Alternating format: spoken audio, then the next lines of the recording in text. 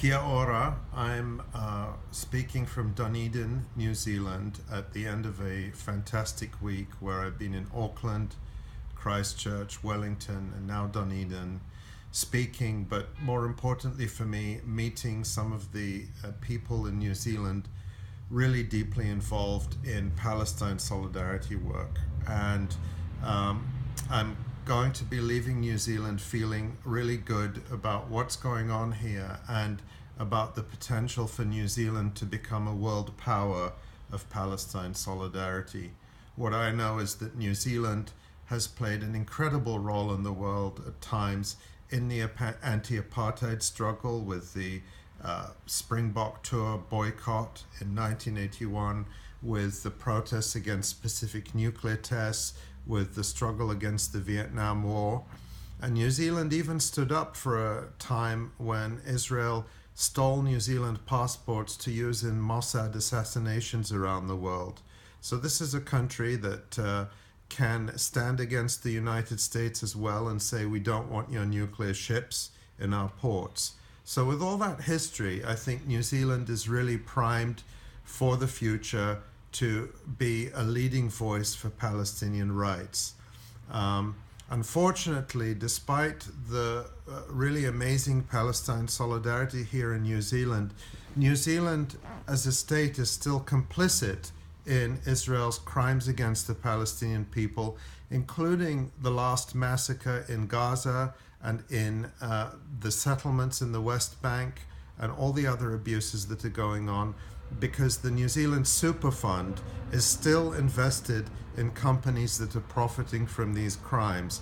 I'm talking about companies like Israeli banks that finance the occupation, colonization, and theft of Palestinian lands for settlements.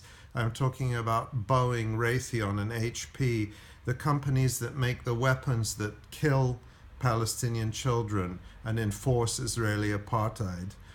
And the New Zealand Film Commission recently signed a deal with Israel to promote joint productions. And this is really a travesty because New Zealand has a stellar reputation in the world film industry, and New Zealand doesn't need anything from Israel. It's Israel that is trying to cloak itself in New Zealand's good reputation and soft power to try to whitewash its crimes. And so I'm hoping that artists in New Zealand, people involved in the film industry, and just everyone who cares about the reputation and ethics of New Zealand will speak out against this agreement. Right now, at this moment, we're seeing an incredible outpouring of support for Palestinians through the boycott, divestment, and sanctions movement. We're seeing victories all around the world. Big companies have pulled out of Israel or announced they're pulling out just in the past few months because of grassroots people power campaigns. Companies including Veolia and G4S, some of the biggest and richest companies in the world, cannot stand in the way of this movement. So I feel really good about the role New Zealand can play.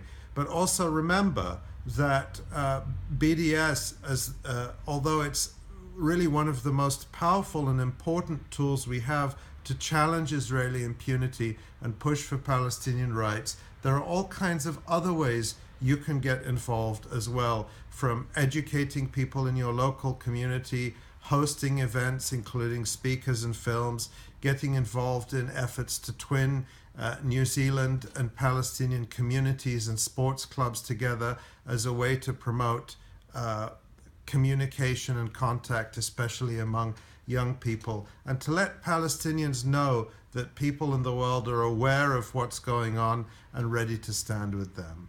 It's been really amazing to be in New Zealand. I hope to be able to come back, and until then, I'll be watching, and I know many of us are putting a lot of hope in your efforts in New Zealand, and we have a lot of gratitude for the work that's already been done and the unfailing solidarity of people in New Zealand in the struggle for justice in Palestine. Kia ora, and thank you.